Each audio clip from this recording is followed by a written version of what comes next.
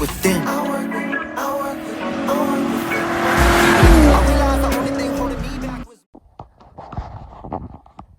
hello. My name is Jake. This is my first video on my YouTube channel here. I'm currently fixing up my 2000 Mustang GT. I got into a wreck last October, and spring's coming up pretty soon, so I want to get it fixed. Luckily, it's an easy wreck. It was just some cosmetic damage on the front. But I'm just going to kind of walk you through the process, because I figured it'd be a pretty good thing to start my videos on. So this is what it looks like now. Took all the damaged stuff off before I parked it last October, and it's been under cover for the winter. I straightened out the upper radiator support, so that's all straight now. The hood latch is where it's supposed to be. That was probably the most damaged thing on this car, probably the thing that gave me the most amount of stress. Now that's taken care of, it should be a breeze from here. Started a little bit before I picked up the camera. I unbolted all the bolts here for the front fender, took off the little cap for the antenna, just took out the 2 bolts that are here in the door jamb, one there, and then there was a screw right here for this little side skirt piece, and underneath here there is normally 2 bolts right here. I only have 1, but so I took it out. These ones, especially if you live like anywhere near salt or up north, are gonna be pretty rusted out, so they might snap. If so, that's okay. You can always just get another bolt or don't run them. They're not that important, but luckily those came out for me. I believe this panel is ready to take off. I'm gonna see if I can take it off real quick and prop the phone up.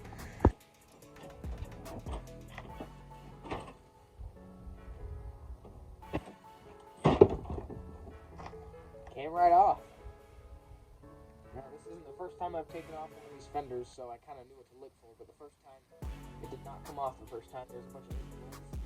So as long as you remember that there's bolts there at the bottom, 2 of them and a little screw, and then you got these door jamb bolts, you'll be fine. These door jamb bolts are a pain to get if you don't have extensions or a ratcheting wrench, like one of those closed-in ratchet wrenches. They are 8 millimeters, and either you can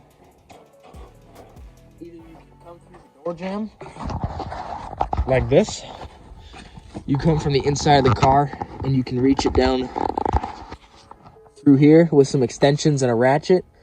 I was able to do it that way. Or if you want, you can try and come in here from the outside of the car through the side with some ratcheting wrenches or some sort of angle socket if you've got the tools to do it. That's a little bit harder, I would say, though. It'd be a little bit easier with more common tools here. Don't forget, when you take off the antenna, you have to pop off that little plastic piece that goes on top, and then there are 3 screws, and then once you do that, this just pushes in to this. It just plugs, so you just kind of pull it off and it'll pop off. It might take some force. Mine wasn't too bad though, came right off. So now I just got to take off the other fender and then continue. All right, I took off the driver's side fender now. Same thing as the other side, except you don't have to deal with the antenna. Just take off the 3 8mm bolts up top here, and then there's the 2 door jamb bolts and the 2 at the bottom, and then the little like plastic screw. There may be some clips in there too for the fender liner, as you can see. Mine had one of them, but it was so brittle it just kind of fell apart, so I didn't really have to fight with that. I don't know. Anyways, this is where I'm at now. I basically pulled off everything that's damaged except for the hood, but I just kept the hood on because it helps for when I had the cover on to help against the weight of the snow. But I'm gonna take this off. I'll have to reuse this heat liner too though. I'm going to take off this hood.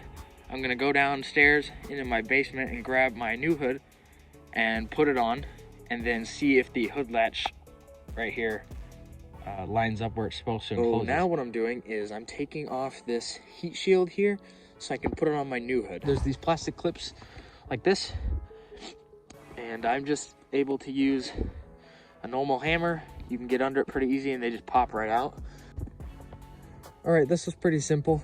Finished this, just laid it over same way. It fits the exact same way, and was able to reuse all the clips. And this hood actually had 1 or 2 of the clips still in it, so I was able to reuse those. Now I'm just going to get my brother to give me a hand, and we're going to line this up, put it on there, and see if it lines up with the hood latch where it's supposed to. Okay, we got the hood lined up. My brother gave me a hand, and we were able to put the bolts in the holes. Now we're just gonna put the nuts on and tighten it up. It might be a little tweaked. It was kind of hard to get in there, but it's fine now, and the prop works. Once we get those bolts on, we'll see if it aligns, but it's looking good so far. All right, we got the hood on. It's all bolted up. We did do a test fit. The hood latch was slightly offset, so I just loosened the bolts and moved it over, and it works. I am so happy. I was so stressed that this was going to be a problem. Luckily, it's not too bad. I was able to pull it right out and then bolt the latch back up, and it works. And it latches. That's on there. And the hood opens right back up. The only other thing that it's got me a little worried right now. Oh, actually, never mind. It's right there. Okay. I was a little worried for a second because there's brackets that go right here for the bumper.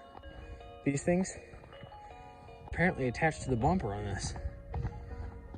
I forgot. It's been a while since I pulled this off that parts car. I'm also going to get rid of that ugly grill, pull it out. Eventually, I'm going to be ordering some parts pretty soon. I need to get new headlights, so I'm going to get those clear lens, black housing, OEM style from American Muscle. Those are just the best for any Newedge, regardless.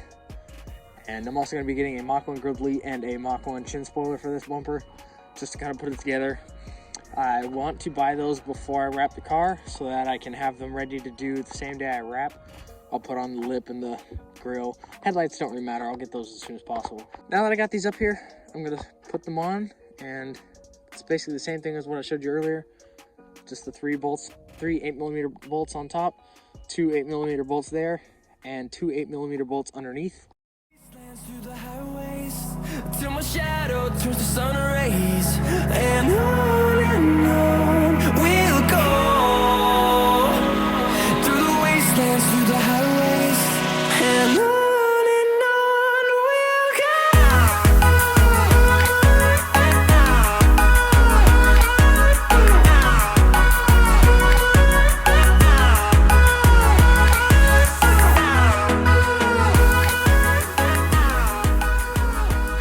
Bit dark. This fender on. It took me a little bit just to adjust it because some of the tabs were bent from the impact. So everything situated up here for the most part. I'm not too happy with this body gap here. It's on there. It looks great for now. And the hood gap was fine. I shouldn't have any issues there. Now I just got to get the other one on. Hopefully this one goes a little quicker, especially since I don't have to do the antenna. Okay, it's pretty dark now. My phone isn't picking up at all. I got the other fender on, as you can see here. So I'm going to now try to put on the bumper. And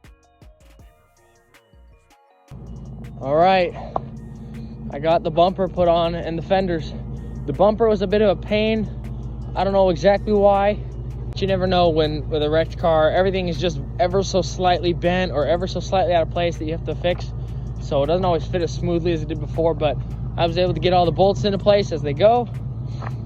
I'm not too happy right now with the body gap on either side. I mean, at least it's somewhat equal. This side seems to be a little bit closer. And I'm not too happy on the gaps at the doors yet.